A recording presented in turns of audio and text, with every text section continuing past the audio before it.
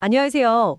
오늘 당신과 함께 깊이 파고들 자료는 LNC 바이오라는 회사에 대한 것입니다. 네, 안녕하세요. 분석 보고서도 있고 재무 데이터, 또 최신 뉴스 기사까지 자료가 꽤 다양한데요. 네, 여러 각도에서 볼 수 있겠네요. 그렇죠. 저희 목표는 이 자료들을 꼼꼼히 보면서 투자자 관점에서 이 회사의 현재 위치, 또 미래 가능성 이런 걸 좀 날카롭게 분석해 보는 겁니다. 네, 투자 결정에 도움이 될 만한 핵심적인 내용들을 뽑아보는 거죠. 맞습니다.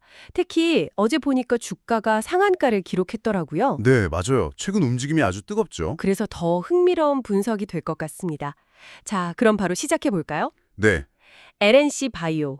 2011년에 설립됐고 인체조직 재생의학 전문 기업이다 이렇게 소개가 되어 있는데 정확히 어떤 사업들을 하는 곳인가요? 네, 그 LNC 바이오는 말씀하신 대로 인체 조직, 이걸 활용한 재생의학 쪽에 특화된 기업입니다. 크게 보면 한 4가지 정도 사업 분야가 있다고 보시면 될 것 같아요. 네 가지요. 네, 가장 핵심은 역시 인체 조직 이식제인데요. 메가덤 시리즈가 아마 제일 유명할 겁니다. 아, 메가덤이요? 들어본 것 같아요. 네, 이게 다른 사람 피부 조직에서 세포를 싹 제거해서 면역 거부 반응 없이 이식할 수 있게 만든 뭐랄까 피부 이식제 같은 거죠. 국내 시장 점유율도 꽤 높고요. 그렇군요. 주력 사업이군요. 그렇죠. 그리고 두 번째는 이걸 응용한 의료기기 쪽입니다. 무릎 연골 손상 치료에 쓰는 메가카티나 아니면 신경재생을 돕는 메가너브 같은 제품들이 여기에 속하고요. 아, 연골 치료, 신경 재생. 네, 세 번째는 좀 의외일 수 있는데 화장품 사업도 하고 있습니다. 화장품이요? 네, 바이더닥터나 MF3 같은 브랜드로 이 재생 기술을 접목한 기능성 화장품들을 만들고 있어요. 바이오 기술 기반 화장품이군요. 맞습니다. 그리고 마지막으로 최근에 가장 주목받는 분야인데요. 바로 에스테틱용 의약품 스킨부스터 리투오입니다. 이게 요즘 정말 핫하죠? 아, 리투어? 네, 뉴스에서 본 것 같아요. 이게 그렇게 인기가 많다고요? 네, 아주 뜨겁습니다. 그 얘기는 잠시 후에 더 자세히 다루면 좋을 것 같고요. 좋습니다.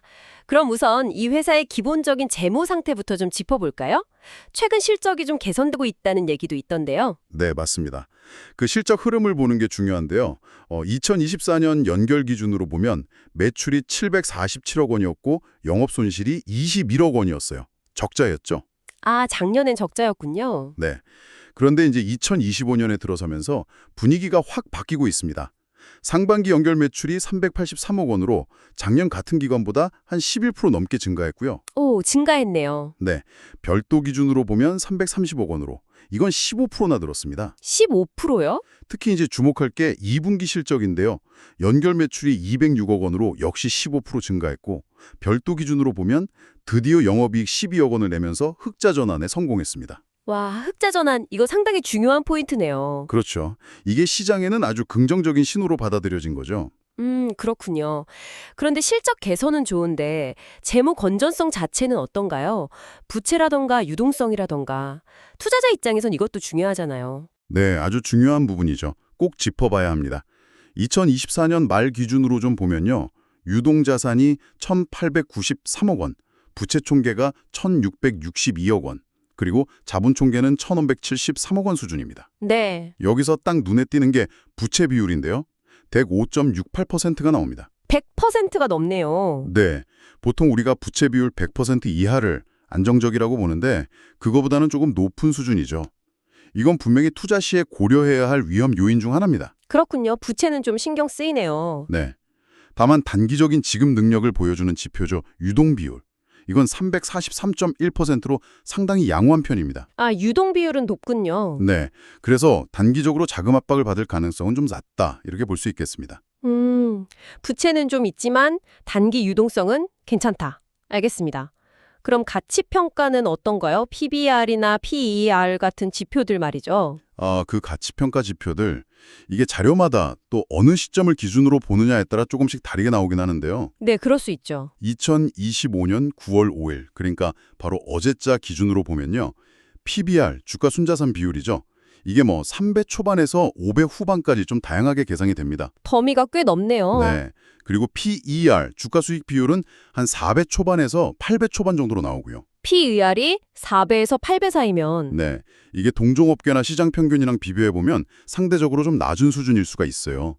그래서 혹시 이게 저평가된 건 아닌가? 뭐 이런 생각도 해볼 수 있는 거죠. 오, 저평가 가능성도 있다. 네. 그리고 자기자본 이익률, ROE라고 하죠. 이건 20% 중반에서 거의 40%에 육박하는 상당히 높은 수치를 보여줍니다. ROE가 40% 가까이요? 굉장히 높네요. 그렇죠. 이건 회사가 자기 자본을 얼마나 효율적으로 굴려서 이익을 내고 있느냐, 이걸 보여주는 건데 수익성이 상당히 좋다는 뜻이죠. 네네. 다만 이 수치들은 최근 주가가 급등하기 전에 계산됐을 수도 있어서요. 현재 시점에서는 조금 더 신중하게 해석할 필요는 있습니다. 어제 상한가를 쳤으니까요. 아, 맞아요. 그 부분을 고려해야겠네요. PER은 낮은 예, ROE는 높다. 이거 참 흥미로운 조합인데요. 근데 바로 어제 주가가 상한가를 기록했다고 말씀드렸잖아요. 네, 29.89% 올랐죠. 네, 무려 29.89%나 올라서 42,150원으로 마감했고 이게 52주 최고가라고요? 4거래일 연속 상승하다가 나온 상한가인데 도대체 무슨 일이 있었던 겁니까? 그게 바로 아까 잠깐 언급했던 리투오 때문입니다. 아, 역시 리투오군요. 네, 그 스킨 부스터 제품인데요. 이 제품이 국내에서 갑자기 품절 대란을 겪고 있다. 이런 소식이 확 퍼지면서 시장의 기대감이 그야말로 폭발한 겁니다. 품절 대란이요? 아니, 어느 정도길래 주가가 상한가까지? 그렇죠.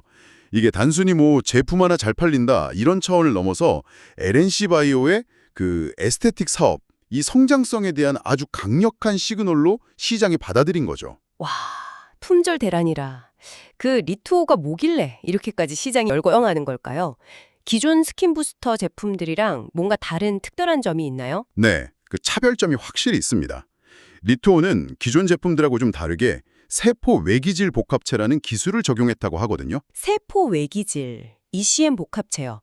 좀 어려운데요? 네, 좀 전문 용어긴 한데 네. 쉽게 말하면 우리 피부 속 세포들이 살아가는 환경, 그 자체를 개선해주는 복합 성분이다. 이렇게 보시면 됩니다. 아, 환경 자체를 개선한다? 네, 그러니까 단순하게 보습이나 영양 공급만 하는 게 아니라 네. 피부가 스스로 좀 재생될 수 있는 환경을 만들어주는데 도움을 준다. 이런 점이 부각된 거죠. 이게 소비자들 사이에서 입소문을 타면서 반응이 폭발적으로 온 걸로 보입니다. 그렇군요. 기술력이 뒷받침되니까 입소문이 난 거네요. 맞습니다. 결국 이 품절 사태는 리투오의 제품력을 시장이 제대로 인정했다는 증거이면서 동시에 앞으로 에스테틱 분야에서 LNC 바이오가 정말 크게 성장할 수 있겠구나 하는 기대감을 딱 심어준 결정적인 계기가 된 거죠. 기술적 차별점이 시장에서 제대로 먹혔다 이 말씀이시네요. 이런 분위기 속에서 그럼 회사가 다른 움직임은 없었나요? 뭐 자금 조달이라든지 주주 관련 정책이라든지요? 네. 좋은 질문입니다. 실제로 최근에 아주 의미 있는 움직임들이 있었어요. 올해 4월이었죠. 나우 아이비 같은 투자사들로부터 총 763억 원 규모의 대규모 투자를 유치했습니다. 763억 원이요? 꽤 큰 금액인데요. 네, 전환사채, CB라고 하죠. 이걸로 600억 원, 그리고 유상증자로 100억 원 이렇게 조달했는데 이 자금의 주된 목적이 바로 말씀하신 에스테틱 사업 확대였습니다. 아, 역시 에스테틱 사업 때문이었군요. 네, 시장의 성장 가능성을 보고 선제적으로 딱 자금을 확보한 거죠. 그리고 6월에는 또 100억 원 규모의 자사주 매입을 결정했어요. 자사주 매입까지요? 네, 이건 이제 주주 가치를 좀 높이겠다 이런 의지를 보여준 거니까 시장에서는 긍정적인 신호로 받아들였죠. 에스테틱 사업에 정말 단단히 공을 들이고 있다는 게 느껴지네요. 그렇다면 이 회사의 전체적인 시장 내 위치는 어떻다고 봐야 할까요? 특히 그 메가덤 같은 기존 주력 사업이나 또 해외 시장에서의 경쟁력은 어떤가요? 네, LNC 바이오의 시장에서의 위치를 좀 보면요. 우선 국내에서는 아까 말씀드린 메가덤으로 PV 식재 시장 점유율이 한 50% 정도 됩니다. 압도적인 1위죠. 50%면 거의 절반이네요. 그렇죠. 아시아 최대 규모의 피부 및 연조직은행이라는 타이틀도 가지고 있고요. 이게 아주 안정적인 캐시카우 역할을 해주고 있습니다. 기반이 탄탄하군요. 네, 그런데 진짜 큰 기회는 역시 해외에 있다고 봐야 합니다. 특히 중국 시장 진출이 이제 가시화되고 있다는 점이 아주 중요해요. 중국 시장이요? 네, 쿤산이라는 곳에 연면적 7,000평 규모의 생산 공장을 이미 다 지어놨고요. 현재 중국 식약처 NMPA라고 하죠. 거기 허가를 기다리고 있습니다. 아, 공장은 이미 완공했고 허가만 남은 상태군요. 맞습니다. 이게 만약 승인이 딱 나면 외국 기업으로서는 최초로 메가덤 플러스라는 제품을 중국에서 판매하게 되는 건데요. 외국 기업 최초요? 네, 중국의 피부이식제 시장 규모가 우리나라 돈으로 약 2조 원 정도 된다고 하고요. 유방재건이나 관절염 같은 다른 적용 분야 시장은 우리나라보다 25배 이상 크다고 하니까 이게 성공만 한다면 정말 어마어마한 성장을 기대해 볼 수 있는 거죠. 와, 2조 원 시장의 25배, 규모가 상상 이상인데요. 그렇죠. 그리고 미국 시장도 준비 중입니다. 현지에 법인을 세우고 또 현지 조직은행을 인수해서 원재료 확보나 원가 경쟁력을 높이려는 그런 전략을 가지고 있어요. 국내 1위에 중국, 미국 시장까지. 그림이 정말 크네요. 이런 시장 확대를 뒷받침할 만한 기술적인 경쟁력, 이런 건 확실히 가지고 있는 건가요? 네, 바로 그 점이 LNC 바이오의 강점 중 하나라고 할 수 있습니다. 독자적인 인체 조직 처리 기술을 보유하고 있거든요. 뭐 화학적 처리나 전자빔, 이빔을 이용한 전처리 같은 이런 기술들을 통해서 조직의 안전성이나 이식 후 효과를 높였다, 이런 평가를 받습니다. 기술력이 핵심이군요. 네, 그리고 까다롭기로 유명한 미국 조직은행학회 AATB라고 하는데 여기 인증을 받았다는 점도 기술력을 객관적으로 입증하는 부분이고요. AATB 인증까지. 또 하나 주목할 점은 꾸준한 R&D 투자입니다. 매년 매출의 한 5, 6% 정도를 연구개발에 계속 쏟아부으면서 매년 3개에서 5개 정도의 신제품을 꾸준히 내놓고 있어요. 매년 신제품을 3, 5개씩이나요? 네, 자료에 따라 수치는 약간 다른데 2023년 R&D 비용이 32억 원으로 전년 대비 30% 이상 늘었다거나 또는 2023년 대비 2배 이상 투자를 들린다는 계획도 언급되고 있습니다. 연구기관이나 병원, 또 글로벌 기업들하고 파트너십도 아주 활발하고요. 안정적인 기존 사업의 독자적인 기술력, 꾸준한 R&D 투자, 그리고 해외 시장에 대한 기대감까지. 그럼 앞으로 이 회사의 성장을 이끌 핵심 동력은 무엇이라고 딱 정리할 수 있을까요? 크게 한 3가지 정도로 압축해 볼 수 있을 것 같습니다. 첫 번째는 뭐니 해도 리투오를 앞세운 에스테틱 사업입니다. 역시 리투어군요. 네, 회사 목표치로는 올해 40억, 내년에는 100억 원 매출을 기대하고 있다고 하는데요. 전 세계 스킨 부스터 시장 자체가 2030년까지 지금보다 거의 2배 가까이 커질 거라는 전망이 있거든요. 이 기회를 잘 잡는다면 아주 중요한 성장축이 될 수 있겠죠. 네, 시장 자체가 크니까요. 두 번째는 역시 중국 시장입니다. NMPA 허가를 받고 본격적으로 시장에 안착만 한다면 이 기업 전체의 규모를 정말 한 단계, 아니 그 이상으로 끌어올릴 만한 엄청난 잠재력을 가지고 있습니다. 중국 시장 성공 여부가 관건이겠네요. 그렇죠. 이를 위해서 중국 법인 LNC 차이나라고 있는데 이걸 100% 자회사로 만들 계획도 가지고 있고요. 세 번째는 새로운 파이프라인입니다. 신경 이식제인 메가너브의 개량 버전 메가너브 프라임 출시를 앞두고 있는 것처럼 계속해서 제품 라인업을 확장하고 있다는 점도 긍정적으로 봐야 합니다. 계속 새로운 먹거리를 찾는군요. 맞습니다. 이런 여러 기대감을 반영해서 한 증권사 리포트에서는 2025년, 그러니까 올해죠, 매출이 827억 원으로 작년 대비 20% 늘고 영업이익은 124억 원으로 무려 57%나 증가할 거다, 이런 전망치를 내놓기도 했습니다. 와, 매출 20%에 영업이익 57% 증가 전망이라 정말 장밋빛인데요. 듣고 보니 성장 스토리는 확실히 매력적입니다. 리투오의 현재 인기에 더해서 중국이라는 거대한 잠재력, 그리고 꾸준한 신제품 출시까지. 하지만 투자 관점에서는 항상 양면을 봐야 하잖아요. 그렇죠. 당연합니다. 이런 밝은 전망 이면에 우리가 좀 주의 깊게 봐야 할 위험 요인들은 없을까요? 물론입니다. 장밋빛 전망만 보고 섣불리 투자할 수는 없죠.